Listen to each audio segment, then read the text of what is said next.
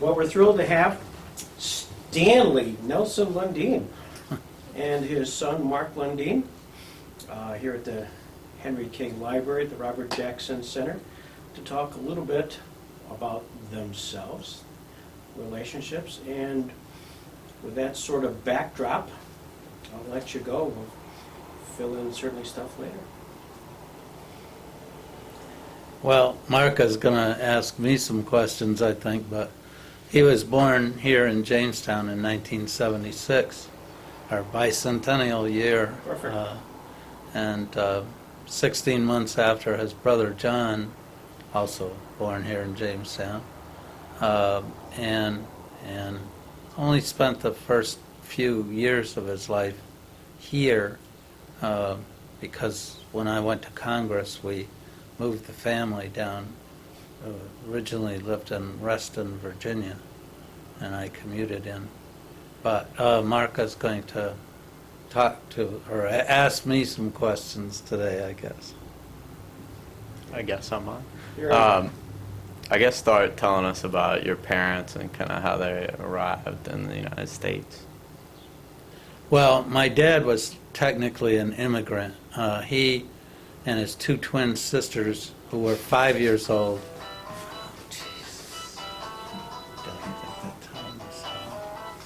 The beauty of editing. Yes.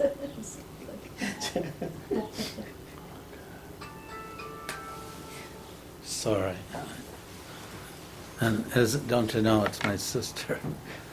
My dad was technically an immigrant. He was 2 years old when his mother and two twin sisters, who were 5 years old, came over here. Grandma Lundine didn't speak a word of English. Her husband, my grandfather, had been here for a year or two and had procured a job here in Jamestown, but how she got through Ellis Island and everything, I don't know, but she did. And so Dad grew up here in Jamestown and spent his whole career. My mother's father, my grandfather Nelson, was also an immigrant. Came from Sweden when he was a teenager. His wife, my grandmother, actually was not an immigrant. Her parents emigrated from Sweden. So all of our grandparents were Swedish and immigrated to the United States, and only my father, your granddad, was actually technically an immigrant. Do you know why they came to Jamestown? I'm not sure. There was a big Swedish settlement here, and I think originally the Swedes came because there was work. There were wood furniture manufacturers and other kinds of work that the Swedes felt that they could get a job, and I'm sure that my grandfather immigrated here because he knew people who were here. I can't recall exactly whether he came first or some of the children came first, but my father was the youngest of 11 children, and several of his siblings were quite a bit older than he was and had come over and gotten work here. But it was definitely the fact that it was a Swedish-American community and that there were jobs to be had here. And then how did he get involved in Dowcraft? Well, Dad worked for a series of metal manufacturers. The longest time was a company called Steel Partitions. They made metal office partitions for offices, floor-to-ceiling partitions. During the war, during World War II, Dad worked on several very sensitive projects, including they actually made the casings for the first atomic bombs. Did you know about that when you were growing up? No. He never said anything about it at the time. He went to the Manhattan Project 2 or 3 times, I guess, but I don't think he told my mother or anybody until years later. But at any rate, he had worked for Steel Partitions. That sort of became insolvent, and he worked for a company called Jamestown Metal Products, which was owned by a legendary fellow from here named Hugo Lindgren. And then in 1960, what had been Steel Partitions became available for acquisition, and they put together a small group, mostly who had been with Steel Partitions, and formed Dowcraft and bought the old factory building on Dow Street.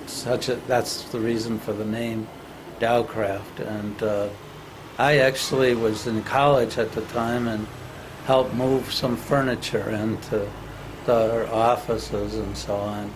And so it was actually a startup. I mean, there were some customers and some, certainly there was a lot of equipment and so on from the old Steel Partitions, but they wanted to separate themselves and be looked at as a new company. Was it a risky move? Do you remember in college, kind of family discussions about it? There wasn't a lot of discussion, but yes. I can remember my father pacing the floor worried about making payroll at Dowcraft in some of the early years, and it was a very risky move. I had only one uncle, Eric Lundine, who had some degree of prosperity, and I think Dad borrowed some money from Uncle Eric to be able to have the cash that he needed to start the company up. And of course, all of them were paid back. A few of our relatives did invest in the stock of Dowcraft at the start, but not many. It was sort of diversified, and Dad owned 10 to 15% of the company stock. And what did they end up making? I mean, what was the... Well, they continued to make the office partitions. That was about a third of their business. And then they did just specialty metal products, fabricated metal products. One of the great customers was a company called Feedrail that made electric units to go under bridges and in places that were difficult to get to at that time. And they made some of the metal casings for that, and Feedrail was a very good customer. The only retail product that they made, they called bond boxes, and they were small security boxes where you could put stock certificates and that kind of thing, and they got them certified that they were fireproof and to temperatures of 1,000 degrees or something like that. And they sold, at that time, there were, the supermarkets would give out stamps. Green stamps was one of the prominent kind of reward for doing business at that supermarket. And our bond boxes at Dowcraft were one of the kind of gifts that you could get with the stamps. I remember walking into the Carrier Dome in Syracuse, and you also describing that they made the doors, the framed domes, and various offices. They acquired a company called Ellison Bronze down in Faulkner, New York, and Ellison was and still is one of the most accomplished manufacturer of entrance doors, and they make fabulous doors. And one of the reasons why all the early domes used Ellison doors was that they were so airtight, and they had, in order to keep the dome up, they had to make sure that they had great doors. And I think they did not only the Carrier Dome in Syracuse, but the Humphrey Dome in Minneapolis and several others. Tell us about your mother, Ruth. Well, Grandma Ruth, as you would call her, was a marvelous woman, quite religious, went to the First Covenant Church, and was a homemaker and mother. She did work for a time when I was in college to help with finances at Anderson Cleaners, but basically most of her life revolved around family. And a wonderful person, as you know. And she, when my dad died in 1979, she decided that she wanted a place at Chautauqua. Found that lovely little place on the corner of Pratt and Wiley, and that was all of our family sort of introduction to living at Chautauqua. I had attended popular events and things there, but never spent that much time there. Mom was very determined that we would have a place at Chautauqua, and that became quite a family attraction. What about when you came back from college? Was there pressure to kind of join the family business and be part of Dopcraft? No, never felt any pressure like that. I decided pretty early on that I wanted to go to law school, and my parents were very supportive. And we managed to squeeze the tuition and everything, which of course is a lot less in those days than it is today. But I went to New York University Law School after graduating from Duke, and knew that I wanted to do that. And in those days, almost everybody went directly from college to graduate school. Nowadays, I think it's much more enlightened. You and your brother and many others work in between college and graduate school, but we didn't in those days. I decided to come back to Jamestown after law school. It was a tough choice. I was interning and had a job offer from a big New York City law firm, and I didn't like the impersonality of that, but I tried to find something in a place like Rochester or Buffalo, but really didn't connect, and so I ended up coming back, and I worked with and then went into partnership with a guy named Al Ford, who was the Dowcraft lawyer and my dad's lawyer, basically. So tell us about living in New York when you were young and poor. I know you used to my mom would tell me about you guys deciding week to week who got to choose the type of alcohol you drank because you didn't have enough money to pay for both of them. Yeah. Well, we didn't have very much money, and she was teaching school, and on her salary we paid for my law school and her graduate school in English, and she got her master's degree. It was really tough. We lived in Greenwich Village, and she commuted out to Baldwin, Long Island, where she taught. The subway and train systems were great. I think the subway was a nickel at the time. But I recall one time, I didn't recall the liquor as much, but I recall one time I went to the bank and cashed a check, and I got shorted $100, and $100 would seem like 10,000 would today or something. And I was just sick about it. When I realized it, went back to the bank, and that teller was exactly $100 over for the day. So I got my cash, and we managed to.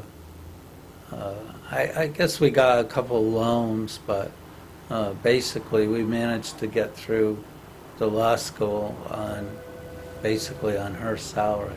Did your parents come and visit you in New York? Oh yeah, that was the best dinners that you got, was when Dad had a lot of business in New York, and he'd come and wanting to sell some kind of office or other products, and he would take me out when I was a senior in law school, the New York World Fair was going on out in Queens, and many visitors came in and would say that we want to take you out to the World's Fair. So I became a frequent visitor to the World's Fair. My mom didn't like New York City very much. They lived there before I was born and just about at the time of my birth. And she didn't, they lived in Brooklyn for a while, and she didn't like it very much. So she didn't come down very often, but my father did quite frequently. Do you remember picking me up for lunch in New York City, and you were working as lieutenant governor in the World Trade Center in 1993, I believe, and I just happened to be in New York and the United Nations, touring the United Nations, and you picked me up for lunch, and it was when the bomb had gone off in the World Trade Center. Yeah, that's an extraordinary story. I had scheduled lunch at Goldman Sachs for 12:30, and then you and John, your brother, both were in New York at a Model UN, and told me the only time that you could meet with me was at lunchtime, so I postponed my lunch at Goldman Sachs and came up to the UN and picked you up, had lunch with you, and the bomb that first destroyed or damaged the World Trade Center went off at 12:21 and was set exactly where we parked our car. So if you hadn't come, I don't know whether I would have been there or just on my way or just a minute gone, but you and John were the cause of my, our staff was up on the 57th floor and had to come down the darkened stairs. That's one improvement they made that I think saved some lives on September 11th. They made emergency lighting available in the hallways of the World Trade Center after that first bombing. But that day it was dark and smoky, and of course they didn't know what had happened. I remember coming out of the lunch, and you had a police officer, and we were listening to the radio trying to just figure out what had happened. Yeah, somewhat foolishly, I went down, and with the state police officer was able to get close, but obviously you couldn't meet up with your staff or the governor's staff or anybody because it was so chaotic and everything, but it was nowhere near what the bombing in 2001 was, but it was very serious. What about deciding to run for mayor? How did that happen? Well, when I came back, I got on the city planning commission. And So that's where I became a city planner. yeah, right. And I actually became chairman of it during a Republican administration. They had been elected 2 years before I ran and won by a 2-to-1 margin, and we had 12 city council people, and all 12 were Republican. And it was considered a very uphill kind of a venture, but I got very frustrated that we had good plans and they weren't getting implemented very well. And I thought if I could get some of the leading citizens to run with me and some younger people to come into a new administration, that we could get a lot done. So we ran.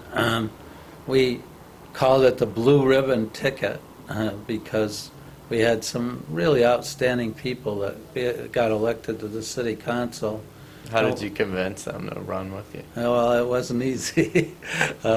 Some believed, Randall Chadwick, who became president of the city council, and others believed that, as I did, that there was really a need for change. Miles Lasser was the head of the largest CPA firm in Jamestown, was a very hard guy to convince, but was a great member of the council, and of course very, very excellent on finance and that kind of thing. What did they think about someone so young wanting to be mayor? And kind of running the town. I found that people were a lot more receptive than I thought they would be, particularly the elderly people. Were very, very receptive to a young mayor. And it wasn't the obstacle that I thought it would be.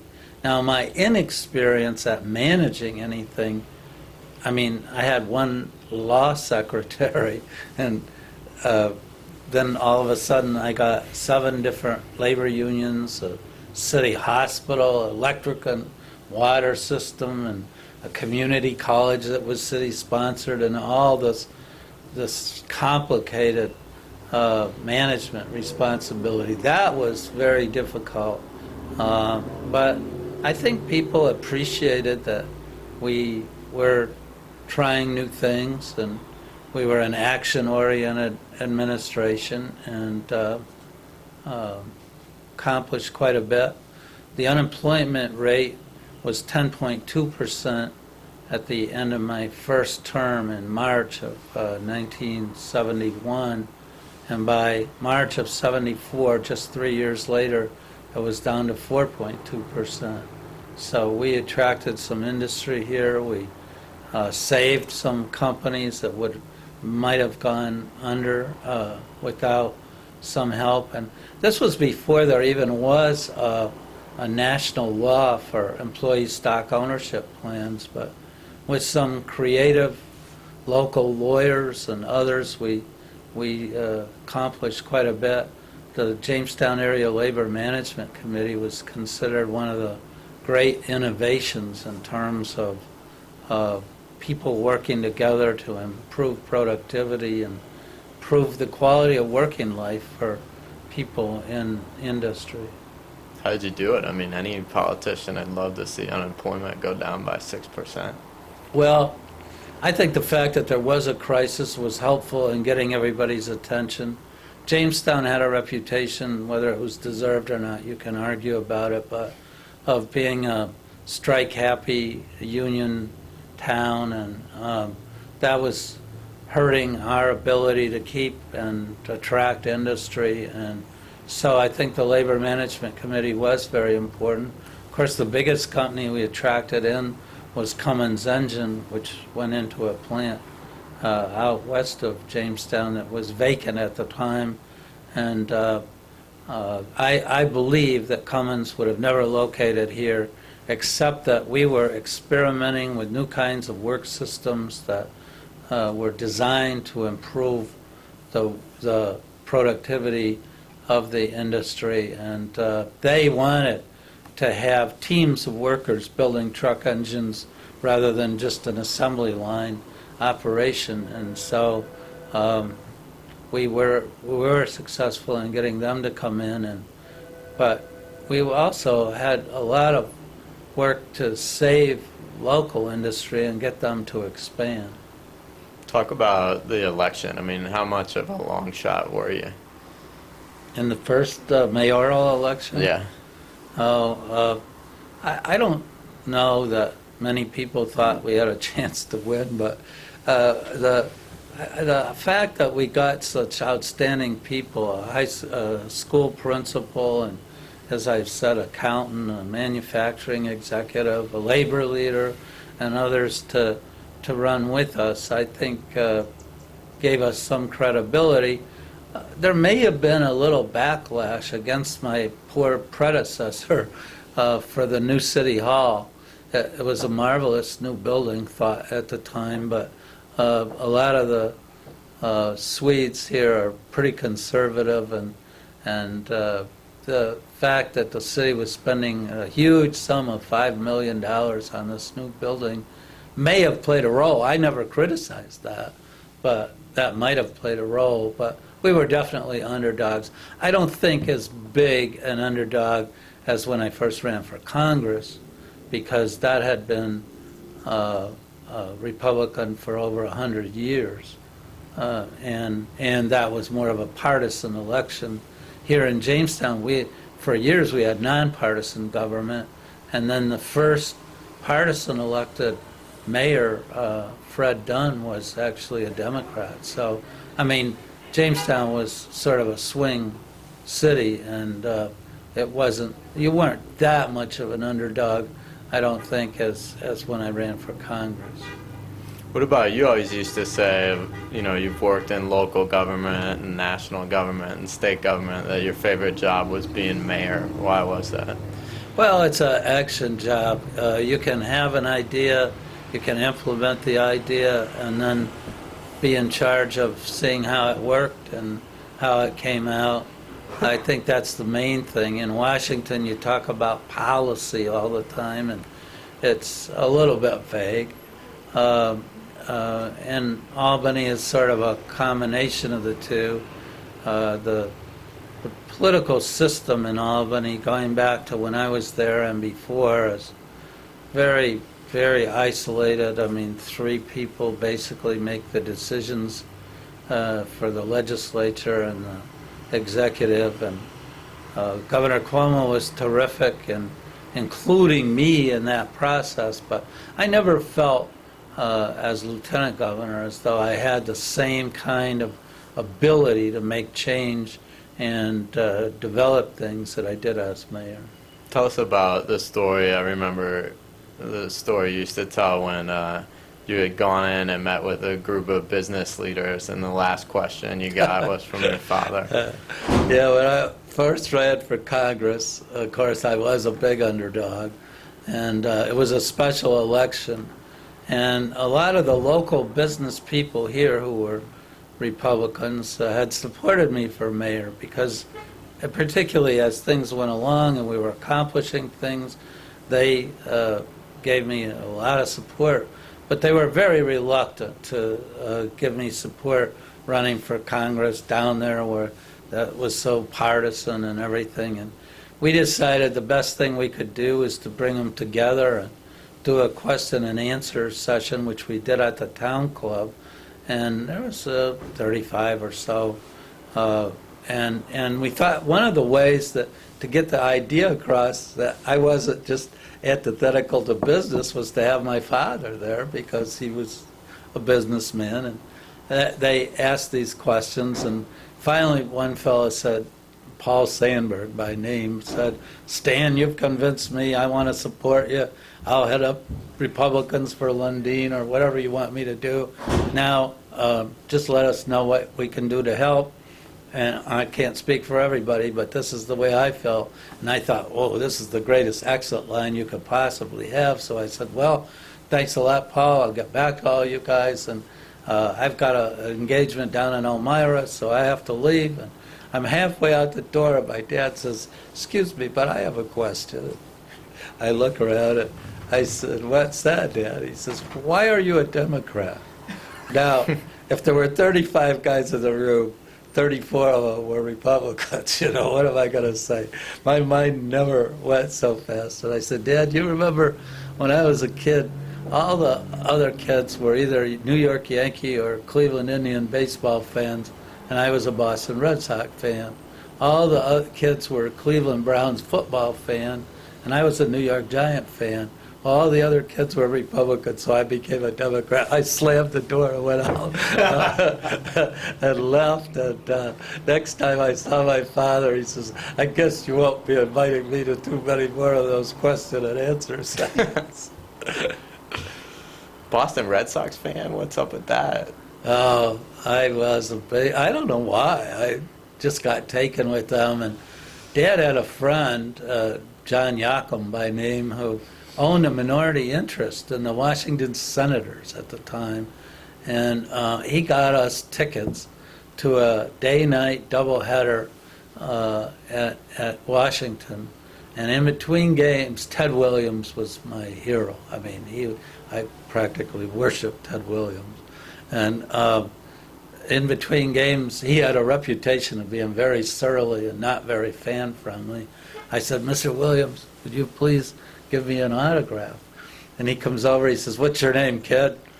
And I was so nervous I couldn't think of my name. And he was so personable. He said, "I know you know your name. I'm pretty sure you know your name. Now, if you tell me your name, I'll make this personal to you." And he wrote, "To Stan from Ted Williams." And I was just thrilled. So I was a Boston fan until we were down in Washington. I mean, I never have hated the Red Sox, but going over to Baltimore when the Orioles were so great was an experience that I'm sure you remember. And What about you? Remember your grandpa's story when Babe Ruth took a bite out of his hot dog? no, I don't remember that story. You got a better Babe's memory grandmother than, told me that. than I do. Babe Ruth came here to this area. I think it was after his major league career, and he was doing exhibitions, and he came to a place called Celeron Park, and the legend was that he hit the ball so far it went into Chautauqua Lake. I guess that's true. Greg probably would know. But. There you go. Let's go back to running for Congress. Tell us how that all happened. Well, the incumbent congressman, a guy named James Hastings, had won in the 1974 elections, which a lot of Democrats got elected. He had won overwhelmingly, I think 80,000 to 50,000 basically. And I had no thought that I would run against him because it just didn't seem as though you had any chance. And then he resigned unexpectedly in December of 1975. And we were on vacation in Florida, and on our way back home, and I called in and found out this news. And I had just told your mother that I was going to serve out this next term as mayor. I'd just been reelected as mayor, and then I was going to get out of politics, that was going to be it. And so I came back and told her, and she said, well, so much for your first resolution, which she seemed to know that I would run before I did. I contacted a lot of people, all of whom said they didn't think I had a chance, but, they would support me to the extent they could. I ran against a guy named John Calkins from Elmira, who was at that time working in the Ford White House and had been chairman of the Republican Congressional Campaign Committee. So he obviously knew the ways of Washington, knew a lot about fundraising, and I mean, we wondered whether we could raise even $10,000, and ended up, both of our campaigns raised over $400,000, and I won in the special election in March, had to run again in the fall, had a weaker opponent in the fall, and was successful. So in your year of your birth, I ran twice, in March in the special election and in November in the general election. What were you going to do if you got out of politics? I didn't know. I might have gone back to law practice. I didn't have any specific plan. It was just that being mayor was so intense. I mean, it had a lot of advantages, and much better for family life than Congress, where you're going back and forth between Washington and your district. At least I could come home and have dinner at home every night, and maybe I'd have to go out to a meeting, but it was very intense, and so it was more a statement that I wanted to finish up some things as mayor than it was a decision that was based on what I wanted to do next. I really didn't know. I had gotten very interested in management as a result of my mayoral experience and our labor management efforts and that kind of thing, but I had no real idea. And then when you went to Washington, how much of an adjustment was that? I mean, you had two brand new sons. John was probably 3 and I was just born, or 2 and I was just born.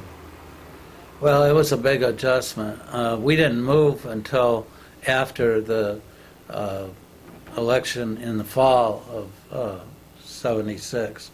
We actually moved in January of 77. Looked around for a house down there and couldn't afford anything that was reasonable in the city or in the nearby suburbs, and so we located out in Reston, which was a lovely community, but a brutal commute, and that all was an adjustment. When I first went down and the family was still back here, I stayed for a couple of months with a personal friend from here in Jamestown, Chuck Gustafson, and his wife had extra space in a big house they owned in Washington, and I stayed with them, and then I just stayed in a little apartment for the rest of the year. But going back and forth and being new to the Congress and having to run again that same year, it was a very turbulent time, and having two young children that you wanted to spend time with and everything was an exciting but turbulent time. And then when we got down there, of course, the problem was that when I came back to the district, you all and the family were left back in Reston, and I'd come back about every other weekend and work long weekends doing district service. But then the nice thing was when we were in Reston, in terms of family life, I didn't have any constituent pressure, and you could take advantage of some things like invitations to the White House and all that. But it was a real adjustment for sure. What did you work on in Congress that you felt like you were most proud of? Well, I think I took the labor management experience and got the Labor Management Cooperation Act in 1980 passed, and or 78, I'm sorry, and that was significant.